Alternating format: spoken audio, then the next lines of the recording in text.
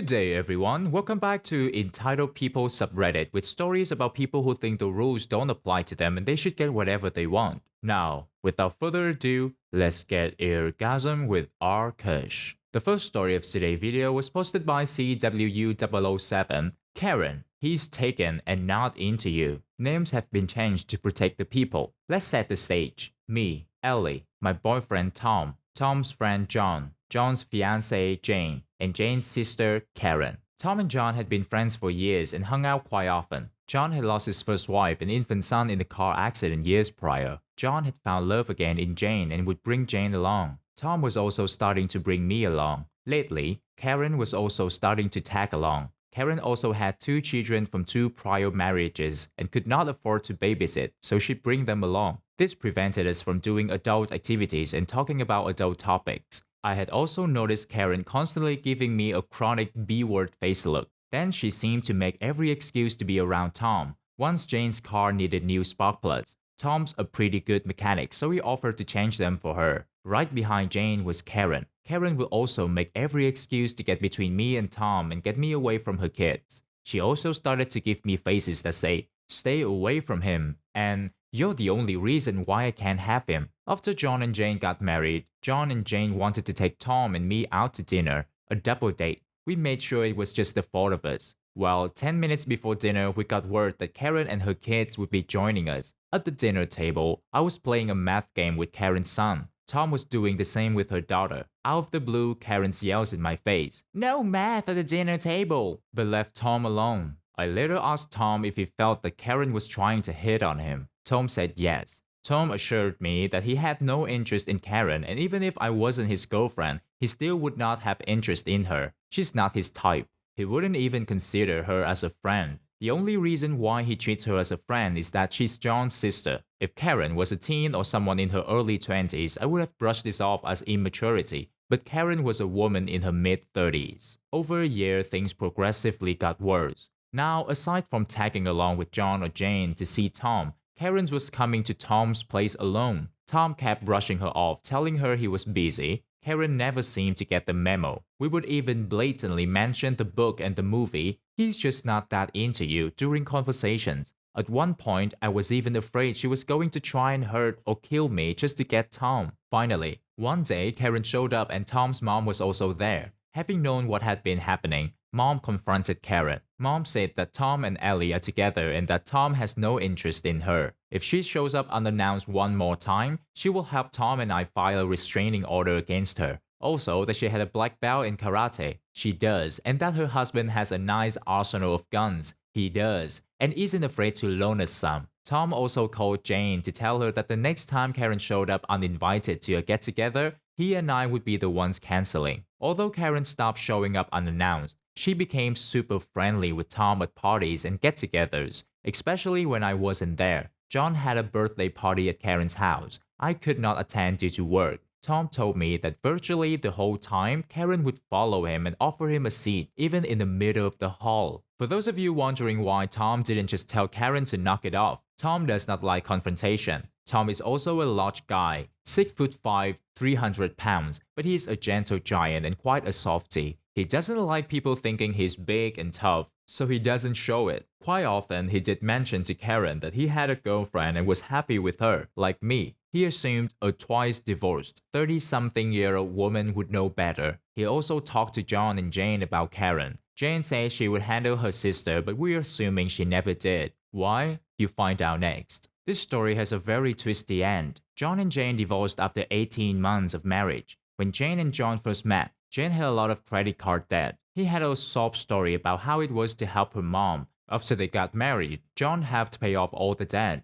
After the debt was paid off, Jane started maxing out their credit cards and transferred a majority of the money in their joint bank accounts into her personal. Then she walked out and filed for divorce, leaving John with all the debts. No Jane meant no Karen. We later found out Jane never changed her name to John's last name even though she claimed she had. Looking back, Karen was probably going to do the same thing to Tom. Fortunately, Tom wasn't interested. Tom and I have since gotten married and started a family. The next story of today's video was posted by Not Harry Potter's Owl. Despite the will, my Aunt Karen thinks my parents' property belongs to her. This happened almost 5 years ago and I just got notice yesterday that my entitled Aunt Karen has just died and I got a call from her husband asking me to attend the funeral next weekend and I declined, as did my older brother, Mark. For the purpose of this story, Karen was my mother's older sister and she's constantly interfered in my mother and her children's lives. She never liked my father and always tried to tell my mother that she made a mistake by marrying him. She didn't like the name my parents picked out for my older brother,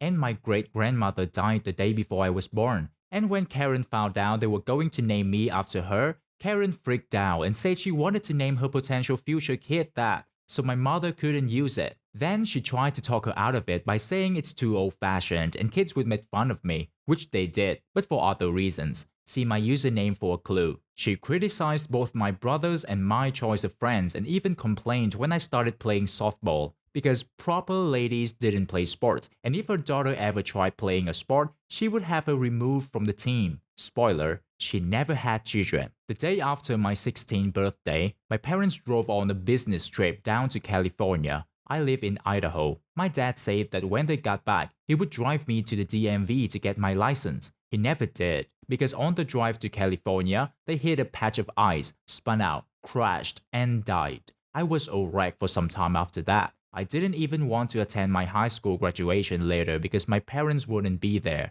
Their will split everything evenly between my brother and me.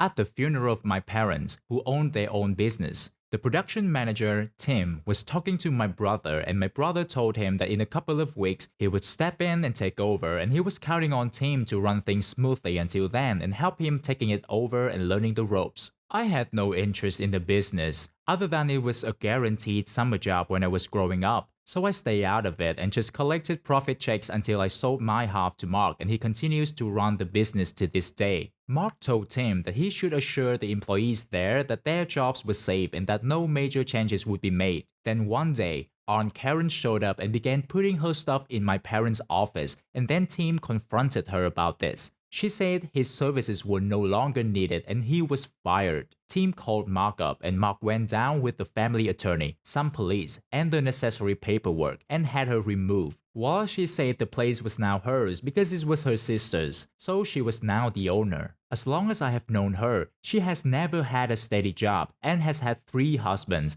not counting the man who called me, never met him, and milked each one for as much as she could get until she divorced him. The next day, I was leaving for school. I walked. It was a very close, about 10 minutes, and saw her car and a moving van parked outside. She said she was moving into her house and then said in a sickly sweet voice that for a reasonable rent, she would continue to allow me to stay there until I graduated high school. I went in and called my brother, and he again showed up with the family attorney, the police, and all the paperwork and had her removed from the property. I was at school, so I didn't get to see what happened, but that night, Mark gave me a business card from a policeman, who I assume helped deal with all this, and told me that if I ever saw Aunt Karen on or near the property, I must call that number and report her immediately. Don't even try to confront her or give her a warning, just call. I do know that the movers charged her to move her stuff into the van, drive across town, get turned away and drive back across town and move her stuff back into her apartment, which she hadn't even noticed yet. I got scared to the point that I didn't like letting our dog into the backyard when I was at school. I used to put her out in the yard to let her play in the fenced backyard while I was in school. For a while, I just put her in the locked and closed garage, and then cleaned up her messes when I got home in the afternoon. Eventually, Karen moved to Colorado, where I assume she met and married the man who called me and said that she had died and he couldn't find anyone from her family to attend the funeral. I chose not to tell him about her, politely said, "Sorry for your loss, but I can't make it." From discussions with Mark, he told him the same thing. Outside of myself, Mark, and Mark's infant daughter, I don't think she has any living relatives. I still own the house. Mark gave me his half as part of the deal where I sold him my half of the business, but still sleep in my bedroom. I refuse to move into what was once my parents' bedroom, the master bedroom, go to the local university, Broncos, and still miss my parents and think about them every day. And even though I'm 21 in less than 2 weeks, own a large home, have a lot of money in the bank, I would trade it all to have my parents back. But I don't care about the how or why of Aunt Karen's death. Thank you for reading and sorry for the length. I'm so sorry for your loss, and I'm glad that you and your brother have each other. Your parents apparently planned well to make sure that you two would be financially secure without them. And the spoiler part, she never had children. For the safety and sanity of these imaginary children, thank goodness she never produced them. Not all people are fit to be parents. The last story of today's video was posted by CW007. Karma hits entitled Kevin. I've heard that Kevin is the male version of Karen, so that's what I'll be calling the main character of this story. I've worked retail management for over a decade and have dealt with my fair share of Karens and Kevins, but this one particular Kevin sticks out, setting a retail drugstore chain. He was always complaining about everything. Everything from a customer smoking in the parking lot to having to wait 5 seconds for the cashier to acknowledge him. He once called me a greedy businesswoman when I refused to sell him the display model for a fan. There were plenty of those fans in the boxes. The main problem was he was in pharmacy. He took a multitude of prescriptions and he had our state's version of Medicaid insurance. Medicaid is government-funded insurance for the low income. Although it's free, it comes with a lot of restrictions and paperwork. One of the main restrictions was that it will only cover generic medications unless authorized by a doctor. To get this authorization, we faxed the doctor a TAR form. Kevin demanded we give him name brand, claiming the generics didn't work. Every time we explained to him Medicaid doesn't cover name brand drugs. Every time we faxed his doctor a TAR form. Every time, his doctor rejected it. His doctor even asked us to please stop faxing him. Kevin swore we were trying to kill him and that he was going to sue us. He would specifically mention how high his blood pressure was and that this stress was worsening his cancer. We politely told him to call his insurance and to please take his business to our competitor across the street. Our competitor asked us to please stop sending him over because he was banned. Several times he did call the Medicaid offices and they confirmed that they would only cover generics. That calmed him down for a month. Then it was back to being a Kevin. After over a year of dealing with Kevin, his attitude finally cost him. To get your prescription, you can either come inside the store and get in line or you can go through the drive-thru, similar to fast food. This particular day, Kevin was in the drive-thru getting his prescriptions. Then he started to demand bread, milk, eggs, and other groceries. We told him that the drive-thru is for prescriptions only. He kept demanding that we get him his groceries because he's old and disabled. After 5 minutes of refusing to leave, the store manager comes and asks if we get him his things, will he please leave? Kevin said yes. Then it pretty much turned into a hostage situation. Kevin made more demands. The manager had enough and decided to call the police. What happened next depends on who you believe. According to the police, when Kevin refused to leave, he appeared to be having a heart attack, so they dragged him out of his car. According to Kevin, the police took his keys away so he couldn't drive. Whatever happened, Kevin was in the back of a police car and his car was parked in the middle of our drive-thru. We called a towing company to please remove Kevin's car. Kevin was unable to pay the impound fee, so he lost his car and had to rely on friends and public transportation to get him everywhere. The irony I see in all this, Kevin constantly complained about his blood pressure is too high. Maybe if he wasn't such a Kevin, his blood pressure might not have been so high and he'd still have his car. Guys, let me set this straight. A Kevin is an idiot with no common sense, and most Kevins are not deliberately a-hole, totally different origin than a Karen. And that brings me to the end of our video today. Hope you reached your eargasm with rKush. Good day, everyone.